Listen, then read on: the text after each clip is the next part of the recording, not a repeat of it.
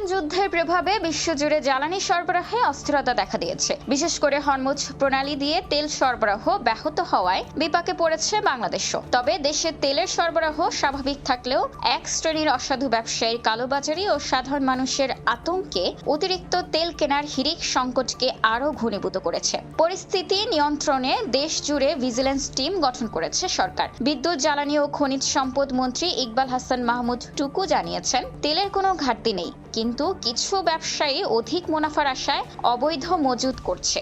এই অরাজকতা রুখতে মাঠ পর্যায়ে সক্রিয় রয়েছে প্রশাসন।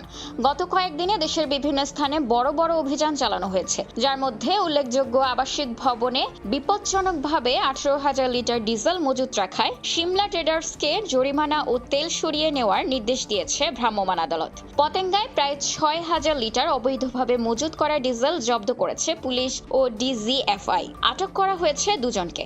এছাড়া পর্যাপ্ত তেল থাকার পরও তেল নেই ব্যানার ঝুলিয়ে পাম্প বন্ধ রাখায় গোমস্তাপুরের একটি ফিলিং স্টেশনকে 20,000 টাকা জরিমানা করেছে নির্বাহী ম্যাজিস্ট্রেট।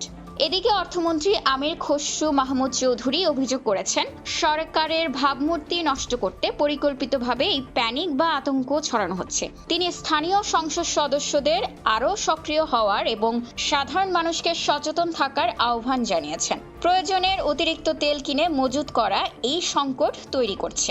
একই সঙ্গে কেউ যদি অবৈধভাবে তেল মজুত করে তবে প্রশাসনকে তথ্য দিতে বলা হয়েছে। এমনকি তথ্য প্রদানকারীদের জন্য সরকারের পক্ষ থেকে পুরস্কারের ঘোষণাও রয়েছে। খোলা কাগজ, ঢাকা।